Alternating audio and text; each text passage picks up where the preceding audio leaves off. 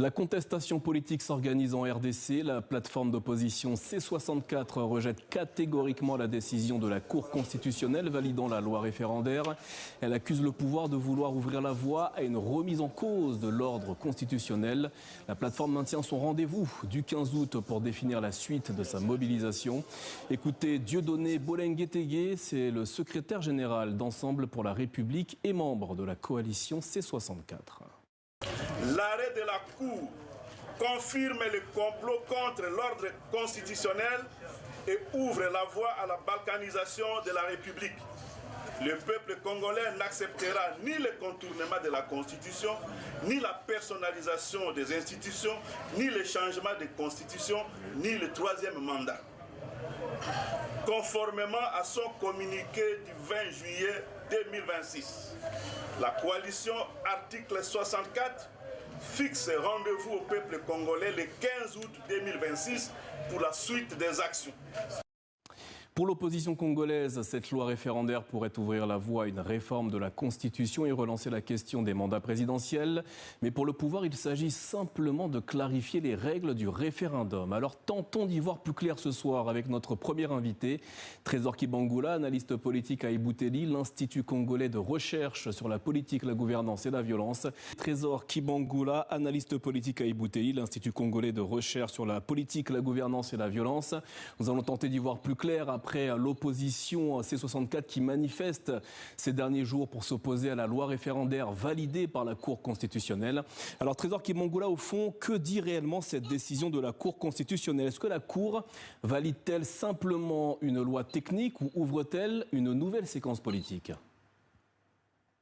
Oui, je pense que la Cour constitutionnelle ne s'est pas limitée à valider une loi. Je pense qu'elle l'a réécrite, elle a construit même une justification juridique de changement éventuel de constitution. C'est ça pour moi un tournant parce que désormais le camp présidentiel pourra prétendre que son projet a maintenant une légitimation jurisprudentielle et la Cour aujourd'hui a cessé ou ne s'est plus contentée d'être la gardienne de la Constitution de 2006, pardon. Elle vient aussi de définir ou de confirmer les conditions de son éventuel changement. Alors, concrètement, Trésor Kibangula, cette décision, diriez-vous qu'elle change fondamentalement les règles du jeu politique en RDC ou qu'elle en modifie simplement les possibilités ?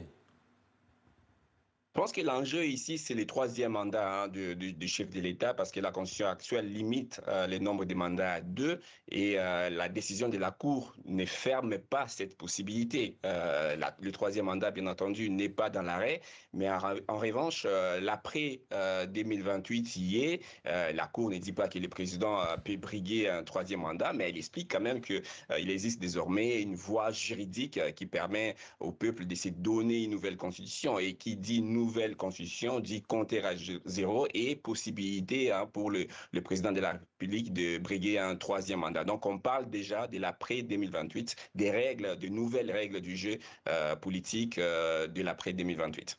Un député de l'opposition parlait ces dernières heures d'un chèque en blanc accordé au président Félix Tshisekedi. Est-ce que cette interprétation vous paraît-elle fondée ? Je pense que l'interprétation de l'opposition doit être lue comme une séquence.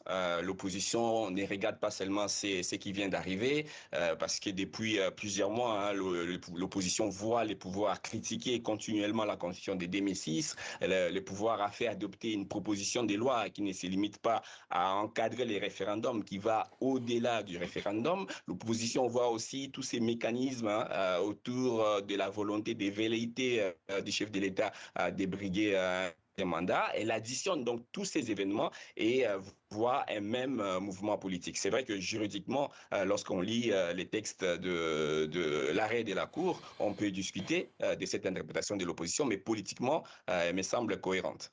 Enfin, Trésor Kibangula, cette décision intervient alors que le président Félix Tshisekedi annonçait la tenue d'un dialogue national. L'opposition avait d'ailleurs suspendu ses mobilisations en attendant. Quel impact cette loi référendaire pourrait-elle avoir sur justement ce dialogue national et plus largement sur le climat politique en RDC ?